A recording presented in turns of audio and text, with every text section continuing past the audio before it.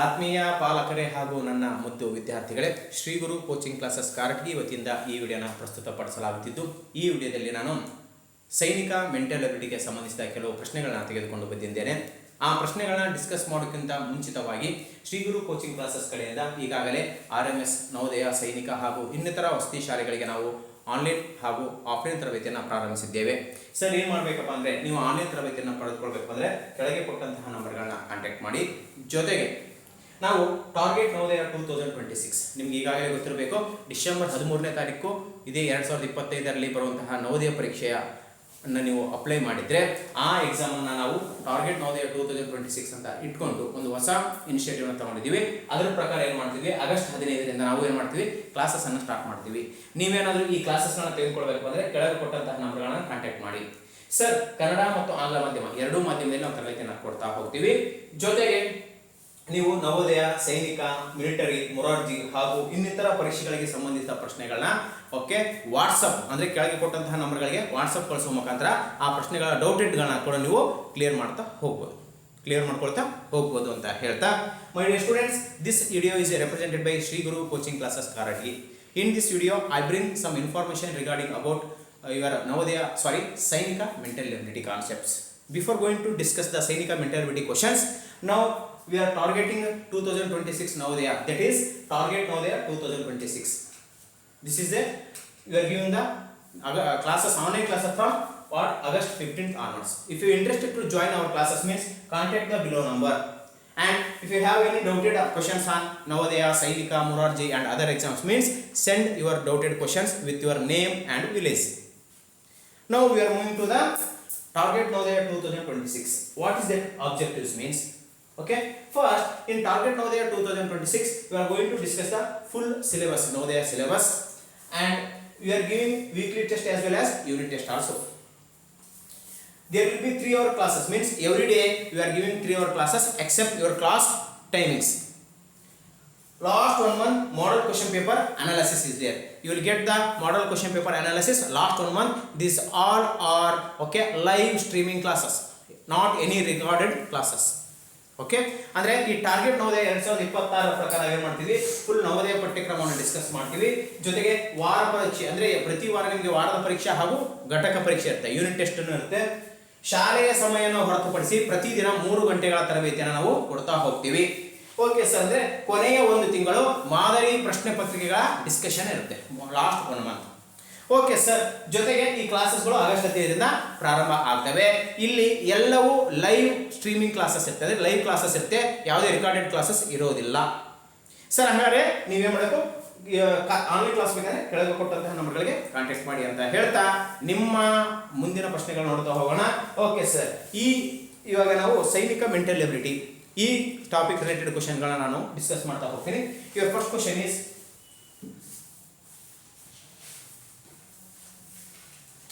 if TAP is coded as SZO, then how is freeze coded? This is your first question. ಅಂದ್ರೆ tap ಅನ್ನು SZO ಎಂದು code ಮಾಡಿದರೆ ನಂತರ freeze ಅನ್ನು ಹೇಗೆ ಕೋಡ್ ಮಾಡಲಾಗುವುದು, ಇದು ಪ್ರಶ್ನೆ. ಸರ್, ನೋಡಿ ಇಲ್ಲಿ ಏನಾಗುತ್ತೆ ಅಂತ ನೋಡಿದ್ರೆ, tap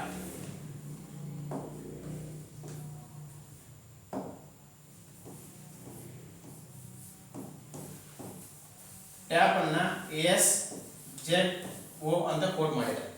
they coded TAP as SZO.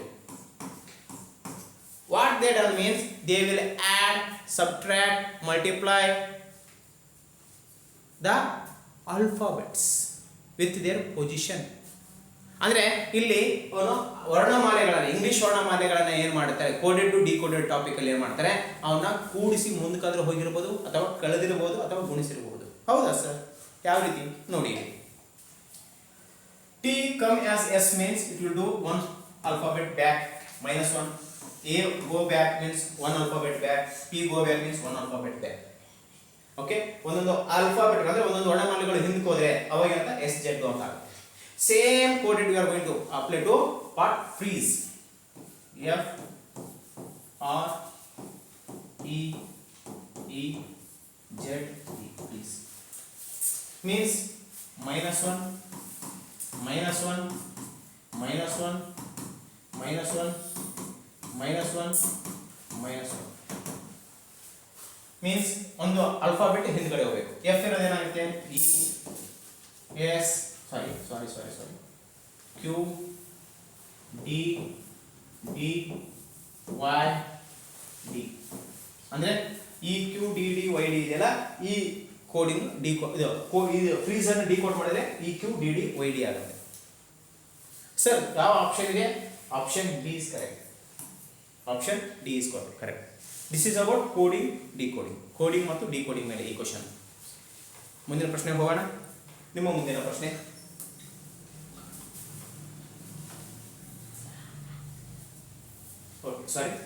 okay. Y is in the east of X, which is in the north of Z. If P is in the south of Z, then in which direction of Y is P? This question is purely based on direction concept. ದಿಕ್ಕುಗಳ ಪರಿಕಲ್ಪನೆ ಎಂಬ concept ಮೇಲೆ ಬಂದಿದೆ. ಏನು sir? Y ಎಂಬುದು X ನ ಪೂರ್ವದಲ್ಲಿದೆ, Z ನ ಉತ್ತರದಲ್ಲಿದೆ. P ಯು Z ನ ದಕ್ಷಿಣದಲ್ಲಿದ್ದರೆ Y ನ ಯಾವ ದಿಕ್ಕಿನಲ್ಲಿ P ಇದೆ? ಇದು ಪ್ರಶ್ನೆ. Okay sir. ಫಸ್ಟ್ ನೋಡಿ, Y is in the east of X ಅಂದ್ರೆ ಫಸ್ಟ್ ಗೆ ಕಾನ್ಸೆಪ್ಟ್ ಡೈರೆಕ್ಷನ್ ಫಸ್ಟ್ ಕ್ಲಿಯರ್ ಮಾಡ್ಕೊಳ್ಳೋಣ.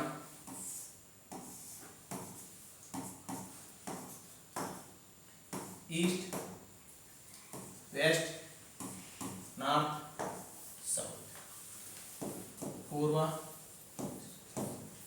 ಪಶ್ಚಿಮ, ಉತ್ತರ, ದಕ್ಷಿಣ. Okay sir. ಏನು y is in the east of x ಅಂದ್ರೆ y x ನ ಪೂರ್ವದಲ್ಲಿದೆ. ಅಂದ್ರೆ ಫಾರ್ ಎಕ್ಸಾಂಪಲ್ ಇದು x ಅನ್ಕೊಳ್ಳಿ, ಇದರ ಪೂರ್ವ ಈ ಕಡೆ ಏನಿದೆ y ಇದೆ. Okay sir.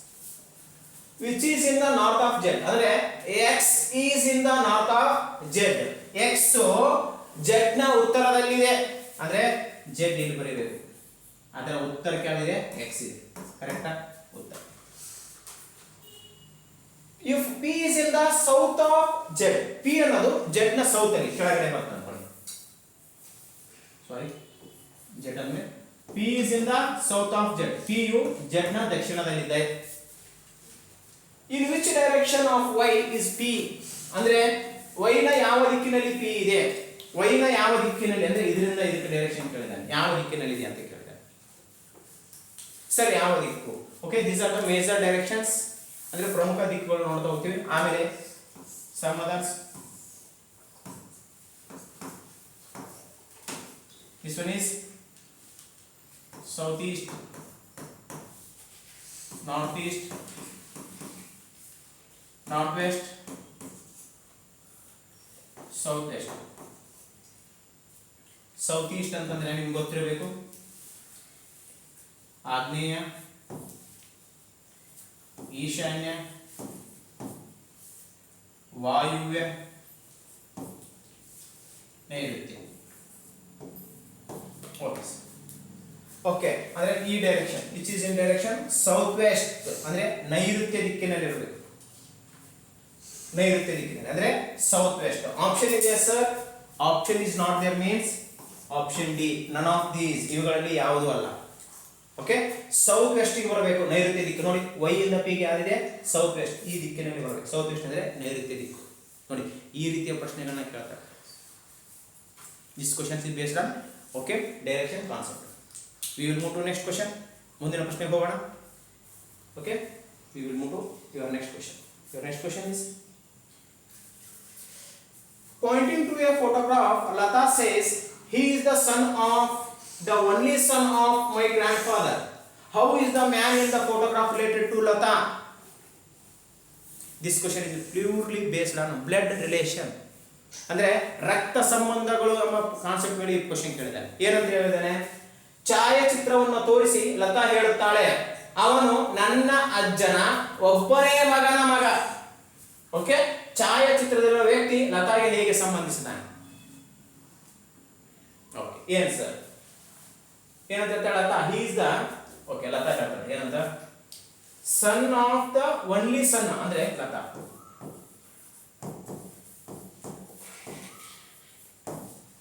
Sun of only son of my grandfather ಅಂದ್ರೆ ಲತಾ ಗ್ರ್ಯಾಂಡ್ ಫಾದರ್ ಅಂತ ಅಂದ್ರೆ ಫಾದರ್ಸ್ ಫಾದರ್. ಫಾದರ್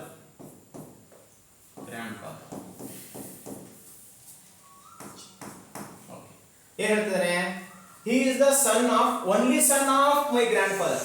ಗ್ರ್ಯಾಂಡ್ ಫಾದರ್ಗೆ ಒಬ್ಬನೇ ಮಗ ಅಂತ ಅಂದ್ರೆ ಇವರಪ್ಪ. ಅವನ ಏಕೈಕ ಮಗ, ಅವನು ಒಬ್ಬನೇ ಮಗ ಅಂತ. ಓಕೆ, ಸನ್ ಒಬ್ಬನೇ ಮಗ. ಓಕೆ, ಆ ಸನ್ನು ಲತಾಗೆ ಏನಾಗ್ತಾನೆ ಅಂತ ಕೇಳಿದೆ. ಸನ್ ಅಂದ್ರೆ ಮಗ. ನೋಡಿ, ಲತಾನ ಆ ಫೋಟೋದಲ್ಲಿರೋ ಅವನು ನನ್ನ ಅಜ್ಜನ ಒಬ್ಬನೇ ಮಗನ ಮಗ ಅಂದ್ರೆ okay, is the son of only son of my grandfather. ಹೇಗೆ ಸರ್ ರಿಲೇಷನ್ ಅಂದ್ರೆ is the what is maybe elder brother or younger brother ಅಂದ್ರೆ ದೊಡ್ಡಣ್ಣರಾಗಿರೋದು ಚಿಕ್ಕ ತಮ್ಮನಾಗಿರೋದು, ಅಣ್ಣರಾಗಿರೋದು ತಮ್ಮರಾಗಿರೋದು. ಏನಾಗುತ್ತೆ relation? It is brother relation, ಸಹೋದರ ಸಂಬಂಧ. ವಾಟ್ ಬ್ರದರ್ ರಿಲೇಷನ್ ಏನು? ಸಹೋದರ ಸಂಬಂಧ. ಅಣ್ಣರಾಗಿರ್ಬೋದು, ತಮ್ಮಂದರು ಆಗಿರ್ಬೋದು. ಓಕೆನಾ? Which one is option A. Option is correct. ಮುಂದಿನ ಪ್ರಶ್ನೆಗೆ ಹೋಗೋಣ. ಓಕೆ, ನೋಡಿ ಈ ರೀತಿ ಪ್ರಶ್ನೆಗಳ ನಿಮ್ಮ ಪರೀಕ್ಷೆಗಳಲ್ಲಿ ಕೇಳ್ತಾರೆ. ಸೈನಿಕ mental ability. Your next question is okay. Here question is 3:12 5:5 how much? Question mark. ಅಂದ್ರೆ 3:12 ಸಮಾನ ಅನುಪಾತ 5:5 ಎಷ್ಟು ಅಂತ ಕೇಳಿದೆ. ಓಕೆ, ಆಲೋಚನೆ 3:12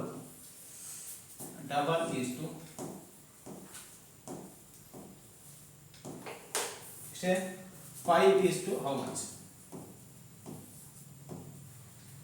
ಓಕೆ, 3:12 5 ಎಷ್ಟಾಗುತ್ತೆ ಅಂತ ಕೇಳಿ. Okay sir, here this is based on not number analogy. Okay, ಸಂಖ್ಯೆಗಳ ಹೋಲಿಕೆ ಮೇಲಿದೆ. ಯಾವ ರೀತಿ? What is the relation between first and second number? The same relation is between two third and fourth number.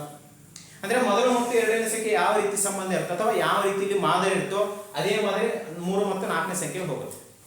ಹೌದಾ sir? Okay, ನೋಡಿ 3:12 ಆಗ್ಬೇಕಪ್ಪ ಅಂದ್ರೆ ಹೇಗಾಗುತ್ತೆ? 3:12 ಆಗ್ಬೇಕಂದ್ರೆ you are going to 3 × 4 = 12, 3 × 4 = 12.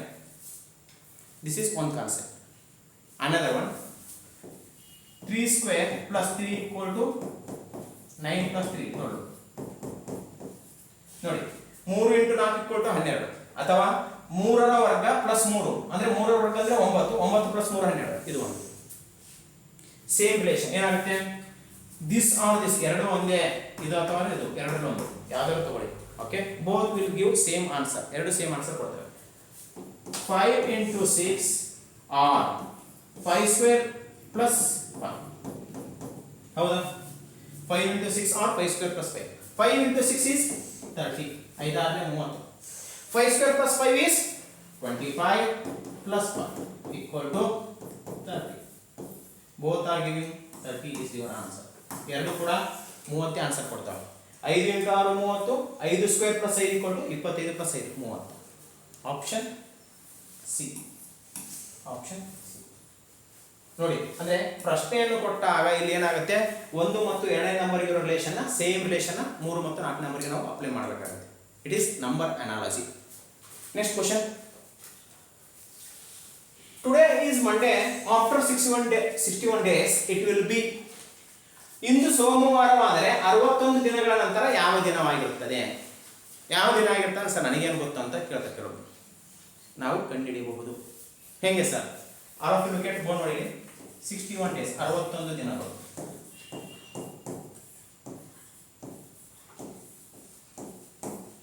We will divide its on. What can we do? 7 / 61. Sir, ಇಲ್ಲಿ 7 ಯಾಕೆ ತಗೊಂಡ್ರಿ? Many of confusion. Sir, 7 ಯಾಕೆ ತಗೊಂಡ್ರಿ? It is days in a week, ವಾರದಲ್ಲಿರುವ ದಿನಗಳು. Number of days in weak.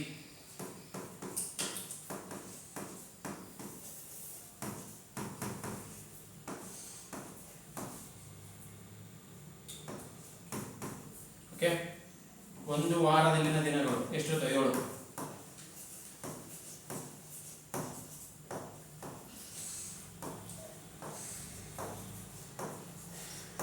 ಒಂದು ವಾರದಲ್ಲಿ ದಿನಗಳು ಎಷ್ಟು? 7. 7 × 8 = 56. 5 is the remainder. 7 8 56 5 ಶೇಷ ಉಳಿಯುತ್ತೆ. This remainder is what sir? ಈ 5 ಏನು ಕೊಡುತ್ತಾ? It will give answer. ಹೇಗೆ? 5 days are extra. For what? For Monday. ಅಂದ್ರೆ ಸೋಮವಾರಕ್ಕೆ 5 ದಿನ ಎಕ್ಸ್ಟ್ರಾ ಸೇರಿಸಿ. ಅಂದ್ರೆ Monday plus 5 days.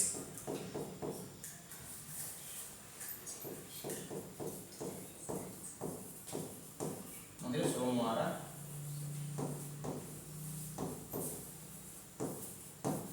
Plus 5 days 5 ದಿನಗಳು.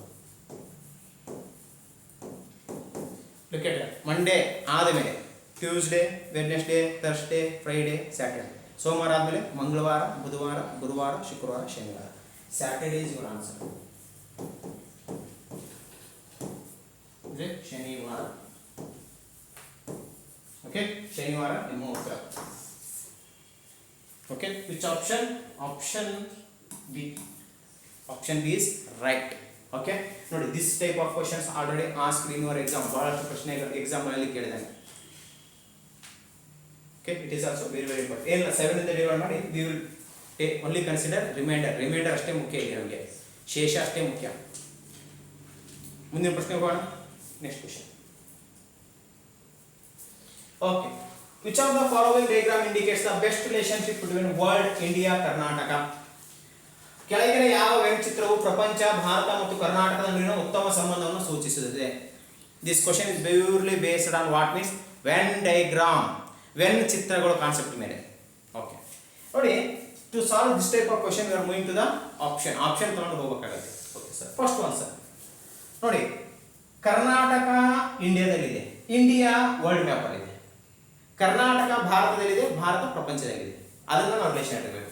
ಇಲ್ಲೇನಾಗುತ್ತೆ? Anyone is separate? No sir, this option is not come. Separate ಇದೆ ಯಾವುದೋ ಒಂದು, ಯಾವ್ದಾರ ಇದೆ wrong. Here 3 are separate, wrong. Next ನೋಡಿ, ಇಲ್ಲಿ ಹೆಂಗಾಗಿದೆ? 2 are come 1. Okay, Karnataka Bharat ಪ್ರಪಂಚದಲ್ಲಿ ಬರ್ತೆ ಹೋಗ್ತೀನಿ, ಬಟ್ ಕರ್ನಾಟಕ ಭಾರತದಲ್ಲಿನೇ ಬರೋದು. Okay, Karnataka is located inside India. This is also wrong. This will be the correct. ಇದು ಕರೆಕ್ಟ್ ಆಗುತ್ತೆ. ಓಕೆ, ಏನು sir? Karnataka, India, world, Bharat, ಸಾರಿ, ಕರ್ನಾಟಕ, ಭಾರತ, ಪ್ರಪಂಚ. Okay, option D is correct. Okay, ಅಂದ್ರೆ ಈ ರೀತಿಯ ಪ್ರಶ್ನೆಗಳು ಕೊಟ್ಟಾಗ ನಾವು ಆಪ್ಷನ್ ನೋಡಿ ಆನ್ಸರ್ನ ಕರೆಕ್ಟಾಗಿ ಹಾಕಬೇಕಾಗುತ್ತೆ. This is about your last question. This question is based on Venn diagram. Okay, in the next video we are going to come upcoming with new questions. ಮುಂದಿನ ಕ್ಲಾಸ್ಗಳಲ್ಲಿ, ಮುಂದಿನ ವಿಡಿಯೋದಲ್ಲಿ ಮತ್ತೊಂದಿಷ್ಟು ಪ್ರಶ್ನೆಗಳನ್ನು ತೆಗೆದುಕೊಂಡು ಬರ್ತೀನಿ. ಒನ್ಸ್ ಅಗೇನ್ ಹೇಳ್ತೀರಾ, ಟಾರ್ಗೆಟ್ ನವೋದಯ ಅಂತ ಕಾನ್ಸೆಪ್ಟ್ ಅನ್ನು ಮಾಡಿದ್ವಿ. ಆಗಸ್ಟ್ 15ರಿಂದ ತರಗತಿಗಳು ಪ್ರಾರಂಭ ಆಗುತ್ತೆ.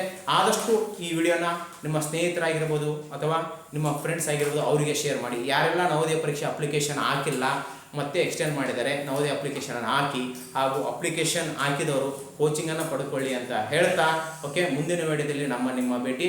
ಅಲ್ಲಿವರೆಗೂ ಟೇಕ್ ಕೇರ್, ಬಾಯ್ ಬಾಯ್.